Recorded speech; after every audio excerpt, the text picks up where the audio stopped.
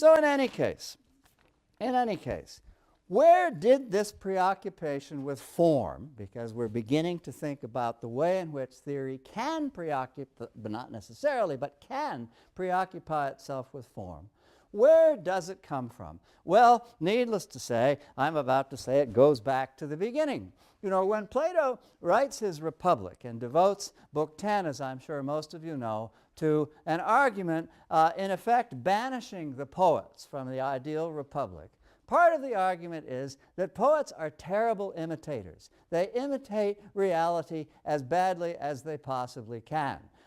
They're 3 times removed from the ideal forms of objects in reality. They're a hopeless mess. They get everything wrong.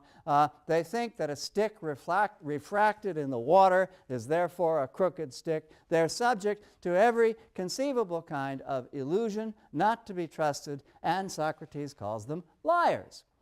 Okay, now when Aristotle writes his Poetics, he does so, and this is true, and rewards scrutiny if one thinks carefully about the Poetics. He does so very consciously in refutation of Plato's arguments in the Republic. And one, perhaps the keystone of this refutation is simply this. Plato says poets imitate badly. Aristotle says this is a category mistake because poets don't imitate reality. Poets don't imitate, says Aristotle, things as they are. They imitate things as they should be.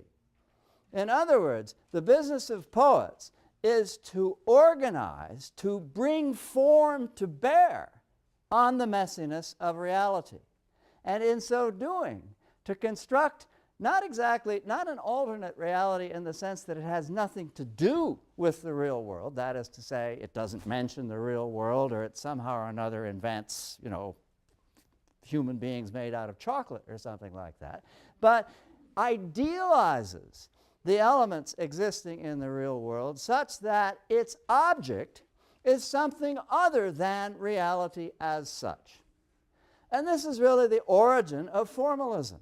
Aristotle is considered the ancestor of the varying sorts of thought about form, and it's this move that he makes in the Poetics that engenders this possibility.